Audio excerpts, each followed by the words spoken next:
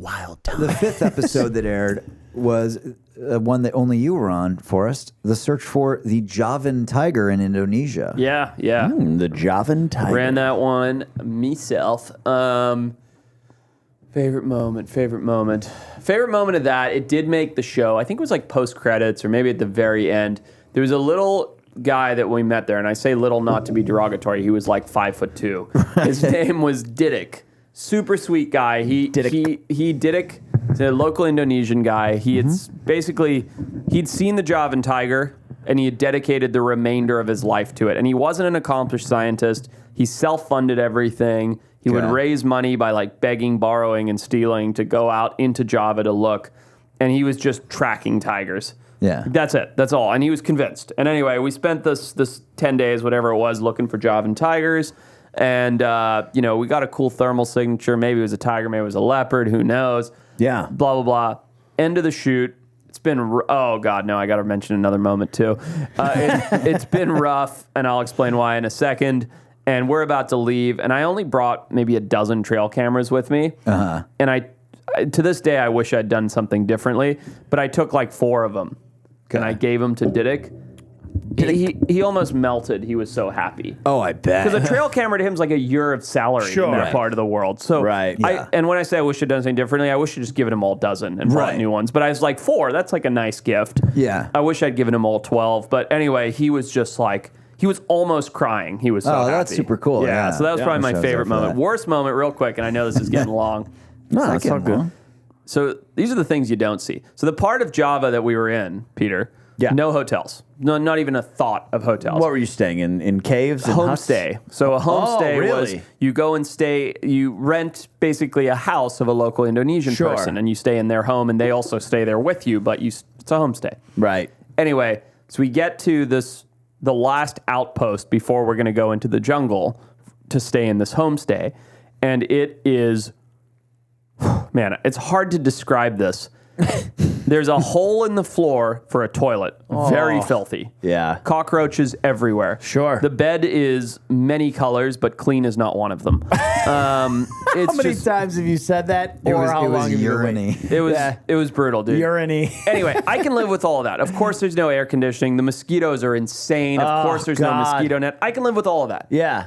I'm looking at this place going, God, I wish I was out in the jungle. At least then I could wipe my butt with a leaf. You know what I mean? Like, it's like things would be better. Yeah. This place is brutal. It's boiling hot. This sounds like a nightmare. We're roasting. Just wait. Tough. Yeah, it gets better.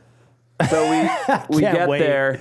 We go to bed. Okay. You mean on like a mat on the floor? No, it was a bed, but it was filthy and gross. It was super hard and uncomfortable. Bed. It was hot. There were the mosquitoes. Yeah. No windows. It's just like wood shutters, but no windows. You know what I'm talking about? You're basically exposed to the elements and the insects. But I can live with all of that. Again, no problem. Zero problems. There's 3 homestays, okay?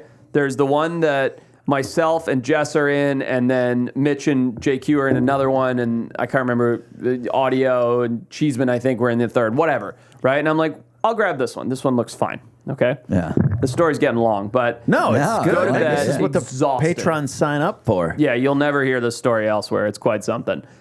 Exhausted. Super long travel, fly to Java, get in a car, drive 14 hours, blah, blah, blah, blah, blah. Go to bed. The homestay that I picked is next to the mosque. Okay. Oh, yeah. Do you know where this is going? I have a feeling. So like the Muslim religious temple. Every day at 3 a.m., 4 a.m., they start the call to prayer. Oh, Call to prayer is like they cast speakers throughout the town so everyone can wake up. The homestay window that I was in, the speaker was here to the window. God. I swear to God. And it was loud enough for the whole village of like 5,000 people to hear it. By the way, I'm fast asleep. I've been the window with no glass. No glass. It's just an open window. No glass. There's a hole in the floor for a toilet. I've shit on the side of it 3 times already. On the side of it. You're not hitting the hole. It's a mess. Like there's no toilet paper. There's cockroaches everywhere. Mosquitoes. I'm sweating profusely in the bed, like so uncomfortable, and just. To this day, it's the loudest sound I've ever heard. Just it's like at 3 a.m, and we were there for 3 nights before going into the jungle. And there's nothing there's nowhere else to go. There's and like then you gotta 120 fucking record decibels. like you're trying to be on to to make a show. Like that's a nightmare. It was barbaric. Like it was. That's rough, dude. I was just tough. like, get me into the jungle now. Yeah, get me Yeah. the fuck Yeah. out of here. Yeah. I can't wait to be sleeping. I don't even need a tent.